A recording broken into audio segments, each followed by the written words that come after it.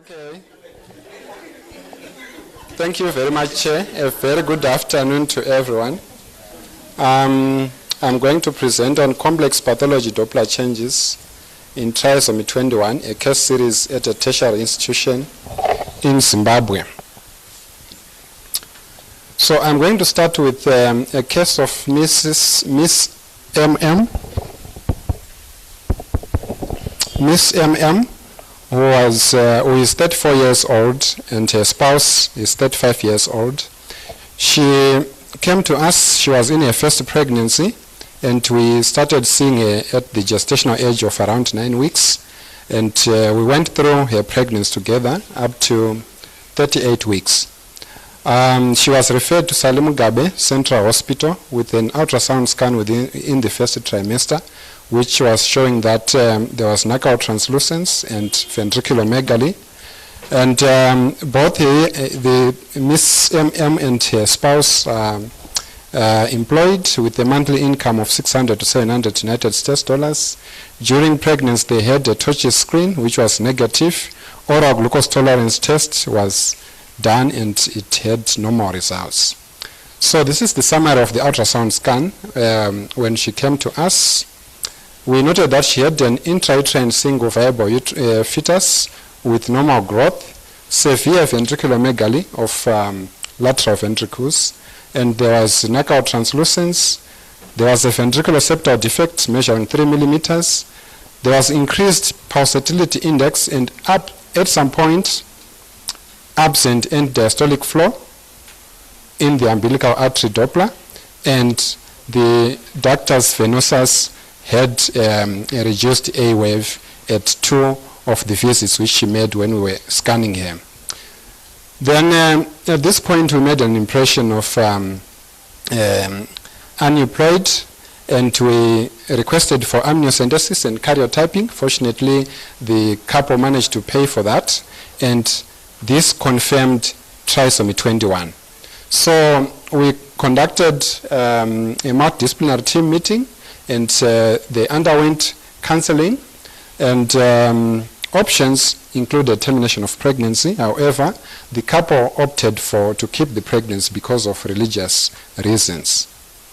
And also it was their first pregnancy. So just a few slides which are coming, I'm just going to indicate some abnormalities which we noted. So if you look here on this picture here, which is showing the fetal head here, and this is the back of the fetal head, which is showing that there was an increased knockout thickness here. On the other picture here, this is a transverse section. It's a transverse section at the left of the heart, where we see, if you see the blue there, it's showing us that there was a ventricular septal defect, and this was measuring about at this point it was measuring about 1.7 millimeters. On this particular picture here, this is still the fetal head, and this is the posterior horn of the lateral ventricle, where we see that the measurement of the lateral ventricle was about 15 millimeters, which was severe ventriculomegaly. The same goes on the other side of the ventricle, so this fetus had severe bilateral ventriculomegaly. Here I'm showing you the waveforms of the umbilical artery Doppler at various, at different gestations when we saw this mother. So here it was a 24 weeks gestation. If you remember the talk we had on Dopplers, we see that this umbilical waveform had a high pulsatility index there. We can also see it by eyeballing. Then at 35 weeks, there was actually absent end diastolic flow within this umbilical artery waveform. And now I'm showing you the nomograms. This one is indicating estimated fetal weight from the time we started to see Miss MM, and we see that the estimated fetal weight was kind of on the lower margin here, but within the normal range. Here I'm showing you the trend of the umbilical artery pulsatility index. Instead of following these normal trends here, we see that the PI here was actually increasing in the opposite side. And at 36 weeks when we last saw her, it was actually up there. So we followed up Miss MM, she was scheduled for an elective cesarean section at 38 weeks, where a live baby girl was delivered with an APGAR of 7 and 8 on 1 and 5 minutes respectively, with a birth weight of 2,490 grams. So this is the photo of the newborn. Here we see some of the features here: low set ears, there were slanted palpebral fissures, we covered that. If we see on the right foot here, there was syndactyl here on the right foot.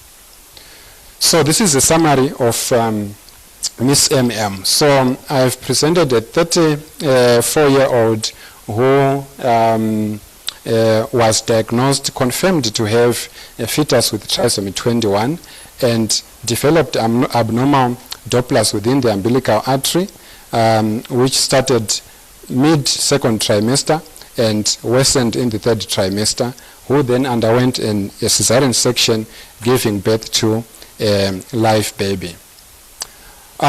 This is second case of Miss R.A., who was 35 years old, in her 5th pregnancy with 3 children at home, referred to us again at Salem Gabi with an ultrasound scan showing an enlarged fetal kidney at 23 weeks gestation. And Tosh's screen was also done. It was negative. Oral glucose tolerance test was done, and the result was normal.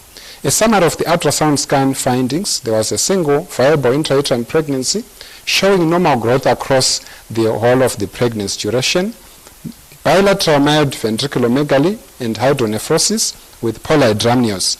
Again, a ventricular septal defect measuring 4.9 millimeters, increased pulsatility index, and at some point reduced. At the end, the last time we scanned her, she had absent end diastolic flow in the umbilical artery.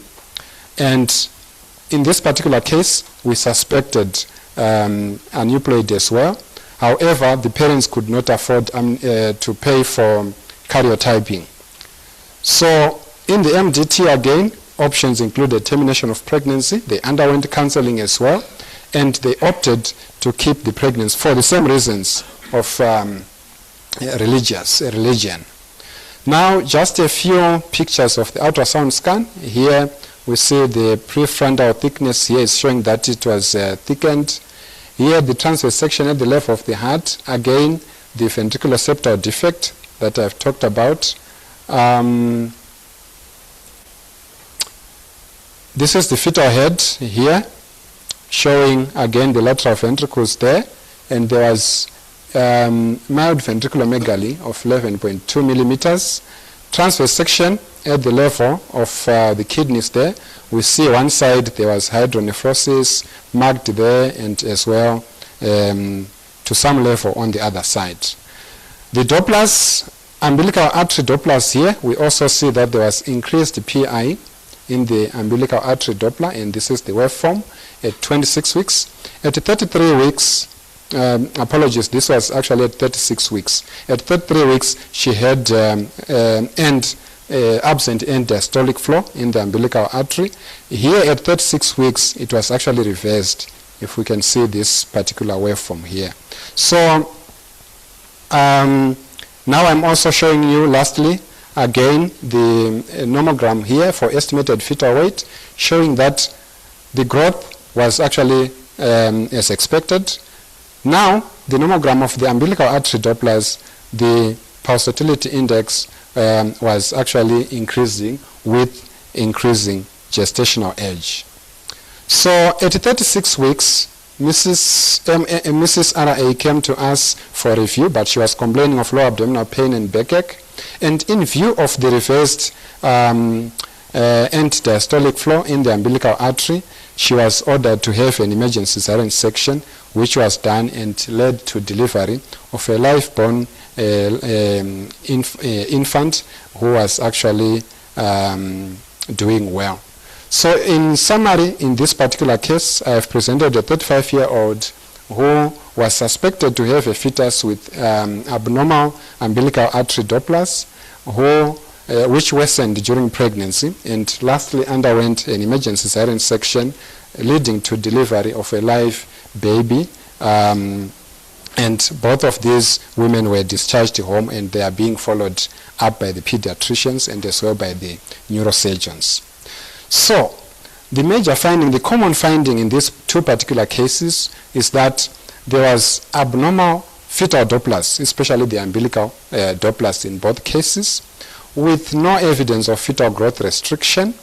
And the question is, what can actually be giving an explanation to these findings? Could it be some subtle changes within the function of the placenta, or in the such that there were no abnormalities picked on the ultrasound scanning, whilst they were actually giving rise to abnormal Dopplers? Or could it be something peculiar to trisomy 21 in this particular case, which gave a result of these abnormal Dopplers? So that's the question which we had after having these two particular cases. Another major finding is that the routine ultrasound scan led to suspicion of trisomy 21 and resulted in the diagnosis in the first case and still suspicion in the second case. So I'm just going to give just a short discussion on some of the studies which are there to try and explain these particular questions. This is a study, a retrospective cohort study with an objective to demonstrate Doppler patterns across gestation in fetuses with trisomy 21 compared with euploid, and investigate their association with pregnancy outcomes. It looked at 86 fetuses with trisomy 21 versus 130 fetuses who had who were euploid. The results, the summary of the results is that approximately 56% of the fetuses with trisomy 21 had at least one Doppler above the 95th percent. And at birth, 3.9% of the trisomy 21 fetuses were small for gestational age, meaning around 92% had normal weight for their gestation. So when they stratified, they then took a group of those fetuses who had normal growth. They looked at the status of the umbilical Doppler waveforms. They noted that still the umbilical artery Doppler indices remained higher for that particular group. Even for the 9.3%, it also remained higher. And they actually followed through the histology for the placenta for both groups to see probably if there were subtle changes within the placenta which could not be giving abnormalities to be picked by an ultrasound scanning. And they noted that the placentas were normal in more than 90% of the fetuses who had trisomy 21. And their conclusion was reference intervals based on euploid fetuses may therefore not be appropriate for antenatal surveillance of fetuses trisomy 21. Probably this group of fetuses, they need their own reference ranges. Another study here, which had an aim to examine the umbilical artery Doppler flow patterns in late third trimester fetuses with trisomy 21, a retrospective study of fetuses with trisomy 21 that were evaluated from 33 weeks gestation. And there were 42 of them which met the criteria. And in 57% of them, the pulsatility index within the umbilical artery Dopplers remained again above the 95th percentile. And umbilical artery PI was not dependent on the abdominal circumference and other growth parameters. So they concluded that in half or third of the third trimester fetuses with trisomy 21, the resistance in the umbilical artery increased even in the absence of placental insufficiency. So I'm going to skip. I see that he's looking at the time.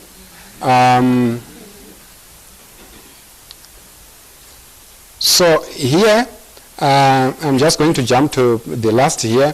I went through literature trying to check if there are any guidelines which are specific to say for couples who opt to keep pregnancies of fetuses with trisomy 21, what could be the well-informed trajectory of following up these particular fetuses? So I only managed to see a hospital-based guide here, but I could not find any other guidelines from be it FIGO, be it NICE, and so forth, which were actually guiding on how to follow up these fetuses. Here they said ultrasound scans at 28 to 32 weeks and at 36 to 37 weeks gestation are necessary to follow up these fetuses with trisomy 21, and induction of labor at 39 weeks to avert mortality, which may not be explained.